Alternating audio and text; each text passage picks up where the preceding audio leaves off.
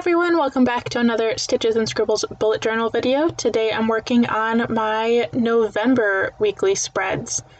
I'm starting off as always with my table of contents and then taping the edge of the first page of November so that I can easily find it from the outside even without my bookmarks. I chose a light blue tape for this one because I realized I hadn't used much blue in my table of contents yet. And for my color theme this month, I chose browns, dusty and light blues, and some orange tones just to do kind of a fall color palette that was still very blue centered. I wasn't quite ready to give up the pumpkins yet with the end of October, so I decided to include them in some of my November pages as well.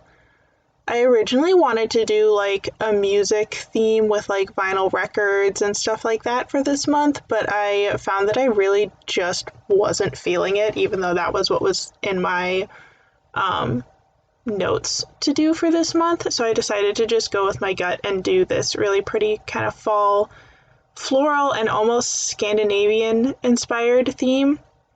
I realized I was taking a lot of inspiration from rose mauling paintings, with the little floral elements and stuff like that. I did do another wreath for this month. I figured it was time to bring it back with the theme that I was going with. So I did my pumpkin at the bottom, some kind of bluish gray leaves, added in some blue dots, little blue flowers, and then some brown like grasses or straw sticking out.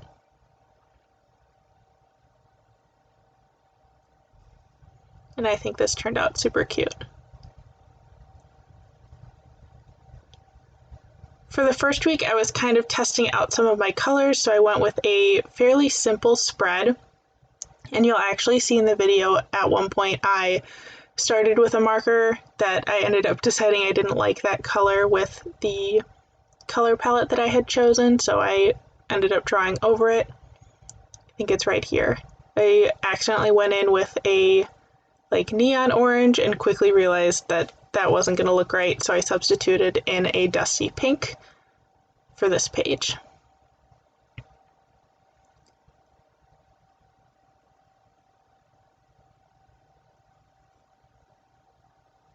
And I filled those shapes in at the top with stripes to kind of disguise where I had accidentally done the neon orange on the first month.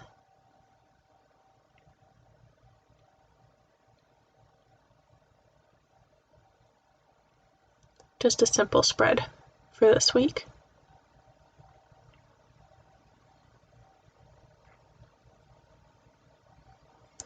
For week 2, I went back to some more of the like Scandinavian leaf and floral designs with these vines at the top, again in a very gray toned blue, which on paper, especially when combined with other colors, can look kind of like greenery, even though it's definitely blue. I actually had some some greenery in my wedding bouquet that was kind of this color of like, it was technically a dusty blue, but it was plant, so it was still green. And I added in some little hearts to be tiny blossoms, again in that kind of dusty pink color.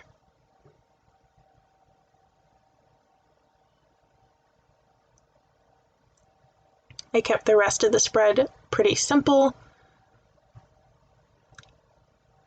so that the main focus would still be those little vines.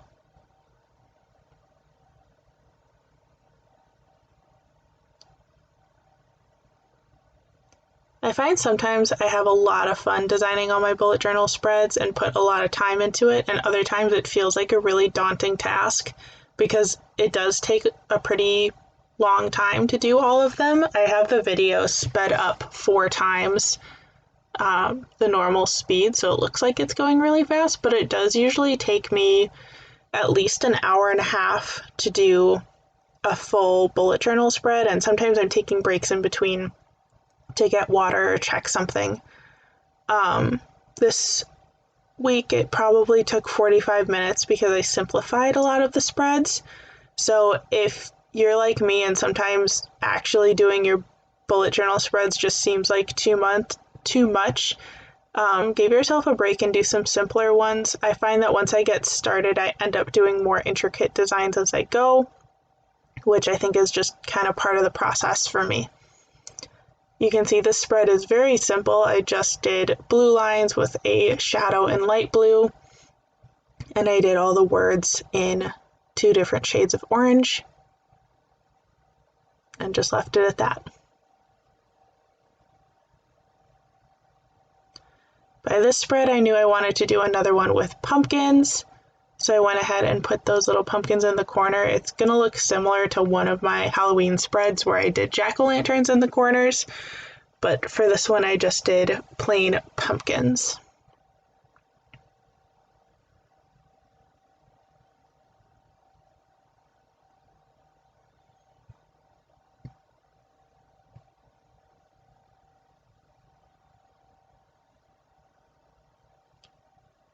Then I did the stems, and I let the ink on the pumpkins dry a little bit before I went in to add details, so I did the rest of the spread first with some plain brown dividing lines.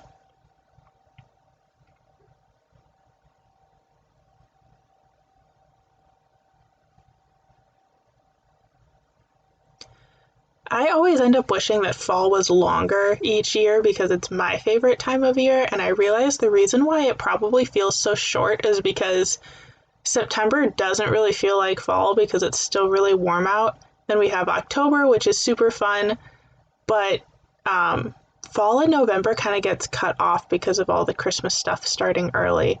So I think that's why I personally really like fall, but always wish that it lasted longer, is I feel like I don't ever really get to experience fall by itself, because as much as Halloween is my absolute favorite thing, it's not like normal fall stuff. I end up wanting to do all the Halloween things instead of just fall things. This is my final spread. I have my last 2 days in the corner, and then I decided to put all of my end of the month tracking pages next to it. I also decided this month that I needed to minimize the number of habits I was tracking because that also was starting to feel like too big of a task to keep track of everything every month, because I was tracking anywhere from like 15 to 20 different things that I was trying to do daily, and that was just proving to be too much. So I'm going to try to really keep it down to mostly health-based things instead of other tasks that I'm trying to do every day, just so that it doesn't feel as overwhelming. I didn't show it in this video, but because November is National Novel Writing Month, and I do plan on participating in NaNoWriMo, I will probably add a writing tracker after this, so writing is definitely one thing that I'll be taking off of my habit tracker because I'll be moving it. I also changed up my moods a little bit this month because I realized that there were some that I was just never using because I'm no longer in a position where that's like regularly part of what I do. So I did kind of some different combinations and rearranged things a little bit. And I decided to bring back those pumpkins one more time as my mood tracker. So I drew 3 pumpkins, and each one has 10 sections in it to add up to 30 days.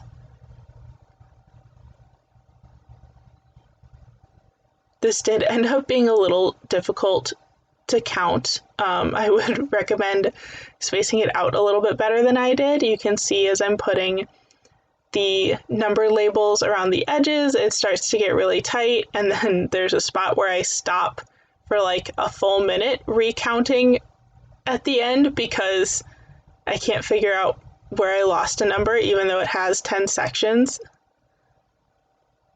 And here's our final flip through. I ended up really liking some of these spreads. Some of them didn't turn out quite the way I wanted, but I think that's okay. I still enjoyed the process, and didn't spend as much time on it as I normally would have by cutting out some of the like really intricately detailed spreads. That's it for this month. Thank you so much for watching. You can follow me on other social media in the description, and I'll see you next time. Bye!